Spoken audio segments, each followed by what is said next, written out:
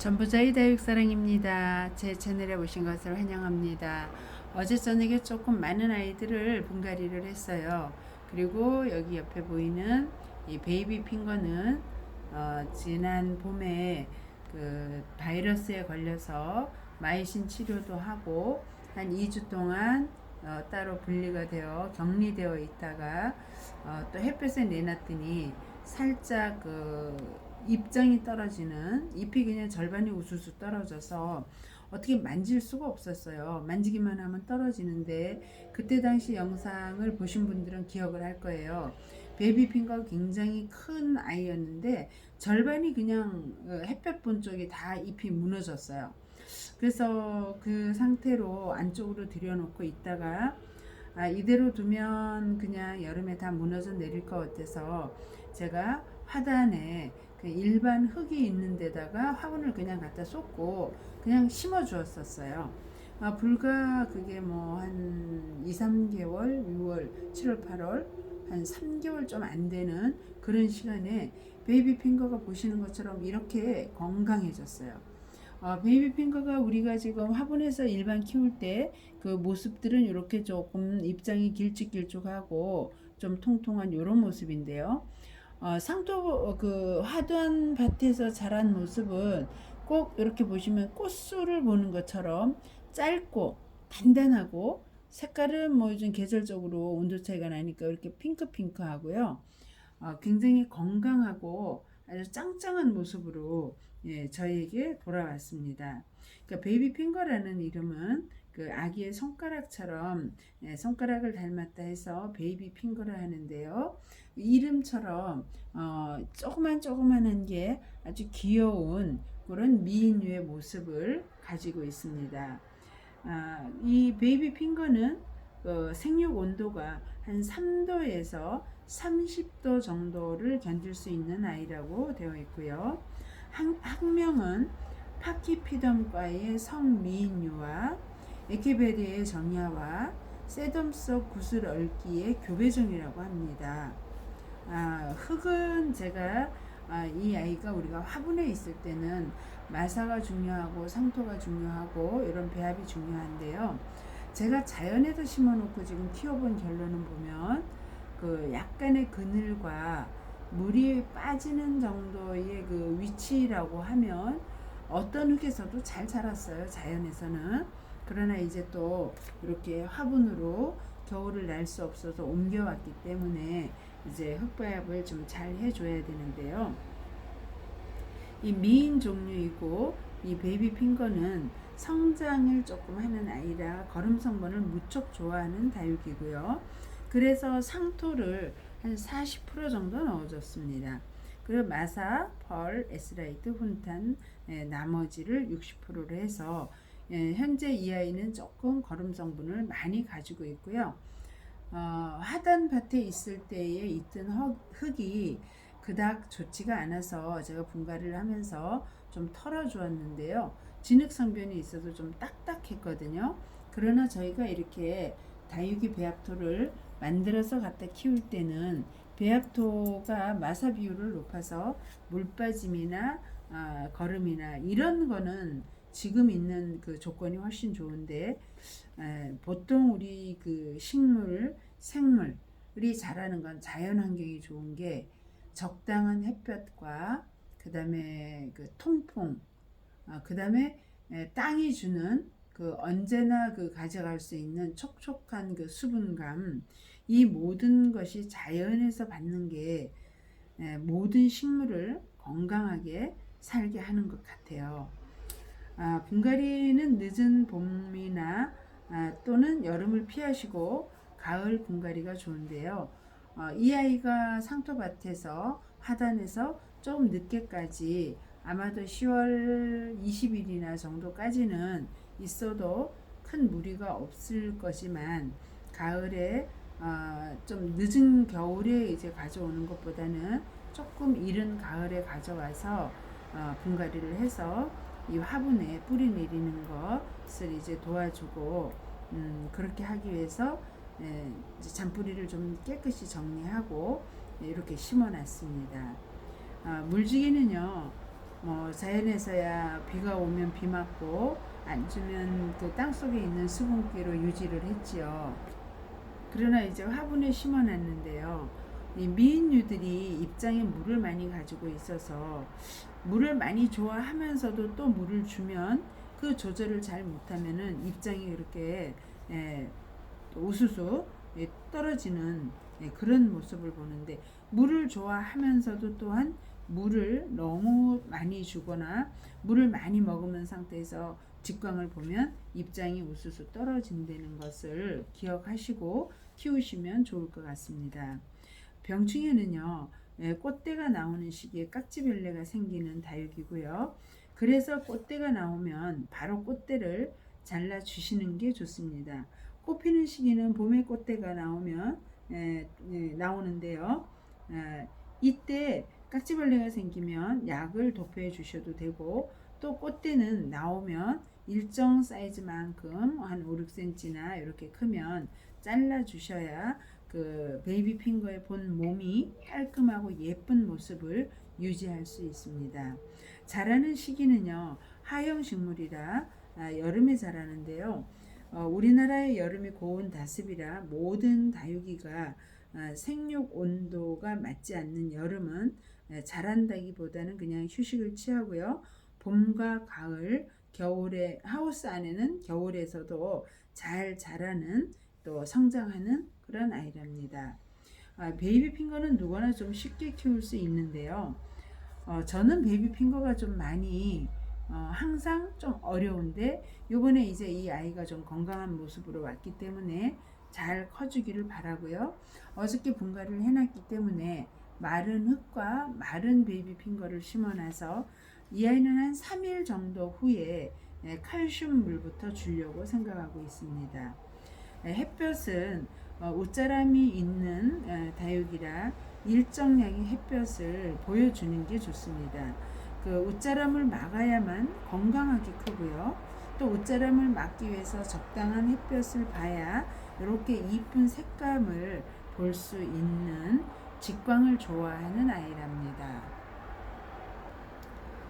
이 베이비 핑거는요, 자연 군생이 잘 만들어지지 않기 때문에 보통은 적심을 해서 위주로 얼굴을 만드는데요.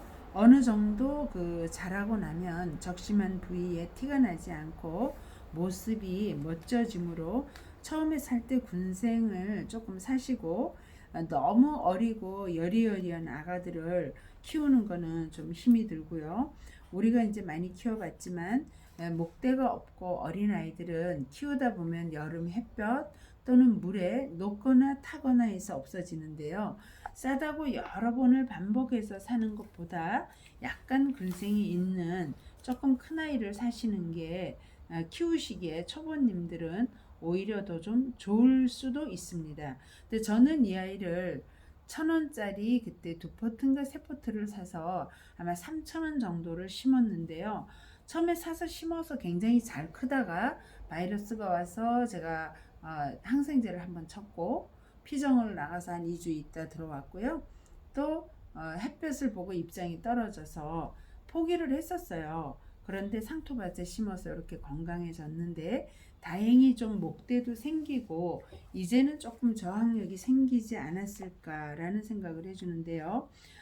이 뿌리가 튼튼하고 건강하게 키우기 위해서 봄과 가을에 칼슘을 좀 주면은 짱짱하게 키울 수 있고, 뿌리가 건강해져서 조금 그 병을 이기고 입장이 무너지는 걸 막을 수 있을 거라고 생각해 봅니다.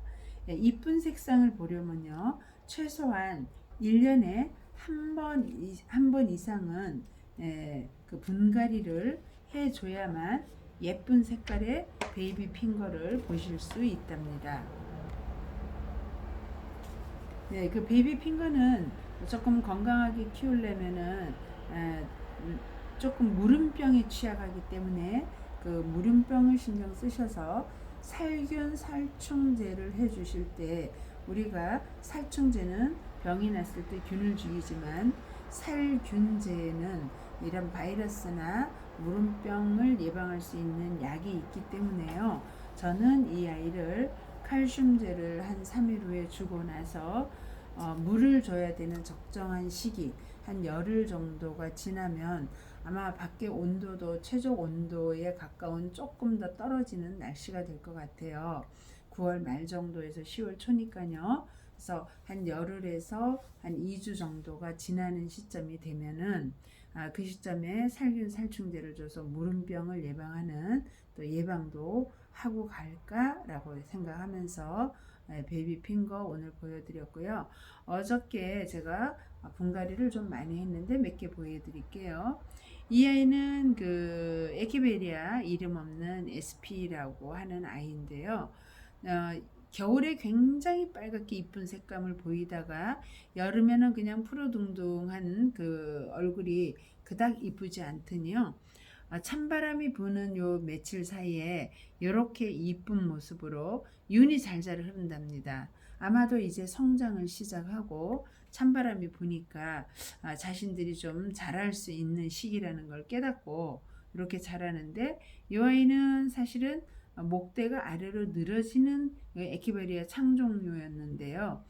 제가 밑둥을 좀 자르고 목대를 안으로 착 집어넣어서 이렇게 스치리폼으로 이렇게 괴어갖고 수영을 거치장스럽지 않게 이렇게 오므리는 수영으로 이렇게 어저께 만들었답니다. 제가 요즘 이렇게 돌을 쓰지 않고 스치리폼을 이렇게 쓰는 이유는요. 가을에 이 아이들을 얼굴을 좀 물을 들게 하기 위해서 곁에 내놓는데요. 지난번에도 말씀드렸지만 바깥에 있는 아이들은 바람이 불면서 화분도 식혀주고 돌도 식혀지는데 이렇게 다이에 있는 아이가 바깥쪽에서 들어오는 햇볕은 굉장히 뜨겁고 44, 5도라는 온도를 내기 때문에 요즘은 제가 이 다육이를 고이는 아이들을 돌보다는 이렇게 스치리폼을 잘라서 이렇게 하고자 하는 수영을 이렇게 만들고 있답니다. 여기는 이제 베이비 핑거, 그 다음에 요거 피치스 앵크림을요 제가 입양하고 또 선물을 여기저기 보내고도 남아있는 아이, 저도 피치스 앵크림을 봄에 화상을 입어서 없는 아이라 이렇게 군생으로 심어서 다복하게 심어놨는데요. 아직은 물을 안 줬고요. 수분감이 꽤 있어요. 농장에서 물을 좀 많이 준 상태여서. 그래서 한 4, 5일 정도, 또 뭐 그 이상이어도 이 잎이 말랑말랑하고 끝잎이 시들어서 물 달라라는 배고픔 신호가 나올 때까지 그냥 며칠 조금 뿌리가 내리고 안정이 되게 그냥 둘 예정입니다. 또 여기 보면은 이제 핑클 루비를 어저께 분갈이를 했어요. 핑클 루비를 분갈이를 했는데 보여드릴게요. 핑클 루비를 분갈이를 했는데요. 원래 있던 화분에다가 그냥 뿌리가 가득 찼어요. 그래서 뿌리 부분과 흙을 완전히 털어내고 잔뿌리를 완전히 제거하고 이 아이가 목대에도 살짝 공중뿌리가 났었는데요. 공중뿌리를 싹 제거했어요. 이 공중뿌리가 났던 이유는 이 아이가 이게 분이 보면은 작죠. 다육이 몸보다 분이 작은 그런 이제 컨셉으로 심은 아이인데요.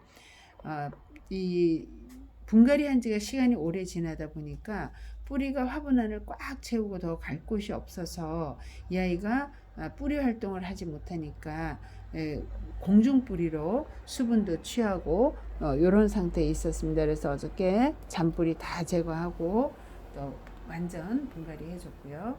또 오늘 이제 밭에 있던 블루 옐프를 가져왔습니다. 여기 지금 블루 옐프가 두 그루 있는데요. 이 아이는 어저께 밭에서 캐가져온 블루 옐프예요. 봄에 이 아이하고 저 아이 또 그 다음에 밭에도 지금도 한 두 아이가 더 있는데요. 이 블루 옐프를 가지고 왔다가 제가 상토밭에다 심어본 아이, 그 다음에 하단 밭에 이 아이는 이제 이 화분에 집에 꾸준히 있던 아이인데요. 지금 화분의 키 차이도 나지만 화면상에 보면 색깔이 틀리시죠.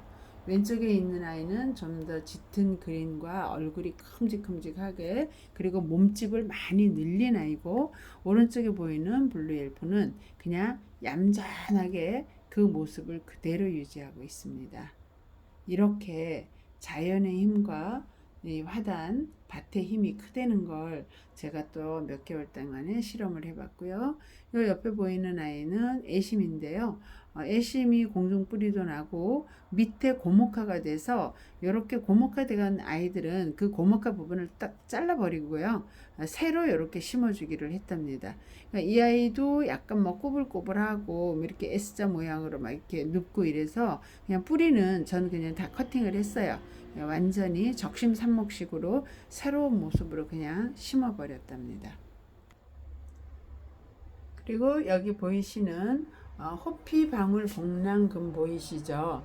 이 호피 방울 복랑금을 제가 3월 달쯤 심을 때 요만한 아이 하나, 네, 요만한 아이 하나를 심었는데 그때 당시 이 아이를 심을 때 커팅한 부분이 땅에 뿌리를 내릴 수가 없어서 정말 요 분 위에다 상토 조금 넣고 얹어 놓고 요지 4개를 가지고 고정을 했던 아이인데요.